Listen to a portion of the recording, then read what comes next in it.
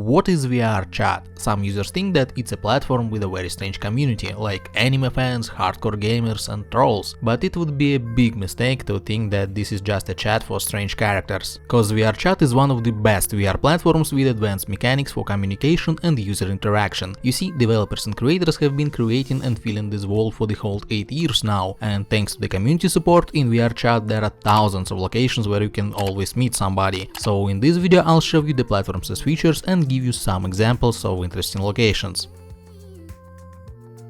The first thing the platform suggests doing is choosing an avatar. You see, VRChat users can communicate for quite some time and start to perceive each other through avatars. That's why they choose their avatars more carefully. And what's interesting, the avatar doesn't have to be realistic. I mean, most of the users choose something funny. For example, you can find walking memes and anime characters here. So you can view and buy avatars in separate locations, which are usually called avatars rooms, and there is no special store for avatars. All the content is created by the users. The only thing you can find is individual websites of creators who can sell or customize an avatar especially for you, for a price obviously. They create avatars using an internal skeleton that extends over the entire avatar, making it fully movable. For example, you can pull such an avatar for the clothes or for the tail. The most obvious activity in VRChat is chatting with other users. I mean, it's a chat, so most of the users are ready to make new friends and discuss something. The main language of communication in VRChat is English, but there are also locations for different languages. But if you only want to chat, then not all locations suit you. First, you should read their description, cause some of them are created for games only and not for communication. If you ask me, the best places to hang out with friends are bars, clubs, restaurants and parks. The creators usually arrange lots of places where you can just sit and discuss anything in such locations. You can also find lots of objects you can interact with, and these interactions are making the virtual world much more alive. Let's take one of the most popular locations, the Great Pug, as an example. It's a cozy pub which has bar areas, a stage for live performances and a sitting area. People come here to talk and listen to music, and you can find themed decorations here during the holidays. Another cozy establishment is the Black Cat. It's a popular restaurant with a bar area. Its administration not only made a cozy design, but also added some realism there. I mean, actual VRChat users work as waiters in this restaurant. Well, to be honest, they just communicate with visitors and act like real employees. You can chat with friends not only in some restaurant or a bar, but also in nature. Let's take the Sky Camp location as an example. It's a cozy area with a fire and tents for the users. You can also find themed locations that are created for specific communities. For example, VRChat has Helping Hands, a community of deaf people. Its participants created a special location for teaching sign language to everyone. It implements self-learning mechanics using screens, videos and text prompts. And in addition to this, the participants hold lectures and classes during which you can practice communication using sign language. VRChat has special screens where you can play a movie or a YouTube video, and they fit into different interiors like stages, cinemas, bars and even apartments. So users are constantly hosting co-browsing there, which feels much more alive than regular co-browsing websites. Next, VRChat has special drawing locations, and I'd like to note that there are quite a lot of artists and anime lovers among the VRChat community who get together, draw pictures and have fun. And what's cool is that you can draw on any space, on paper, canvas, wall or even air.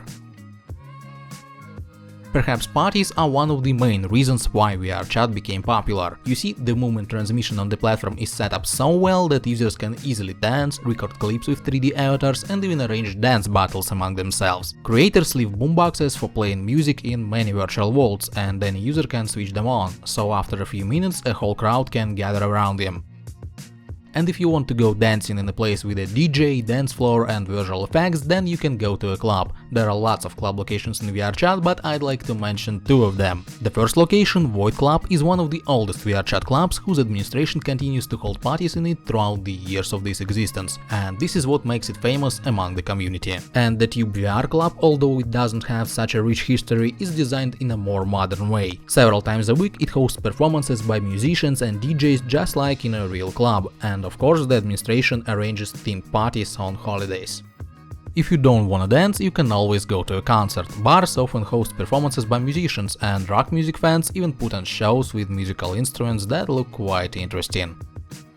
And if you wanna sing something on your own, you can go to karaoke. VRChat has lots of such locations, and the most popular of them is the karaoke club, which is designed like a bar inside a castle.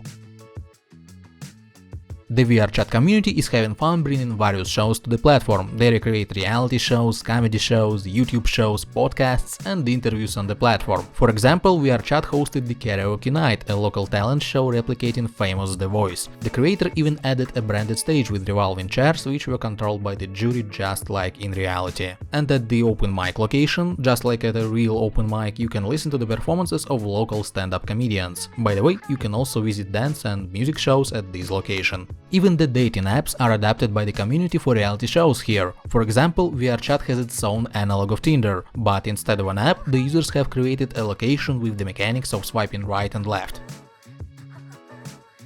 And if you get tired of bright locations, intense communication and non-stop fun, then you can always play some games. With the help of VRChat mechanics, creators transfer various quests to the platform. Horror quests are especially popular here, I mean there are lots of locations of this genre. One such location is the Devouring. So what's it about? Well, players enter a house with a horror atmosphere and monsters from which they must escape, and the player's task is to solve riddles and find the right escape route. What's cool is that the developer created a huge space and thought out a story for the quest, which you can complete with friends or on your own. FYI, it will take up to 6 hours to beat it. As a result, the Devouring feels like something between offline quest rooms with actors and horror video games.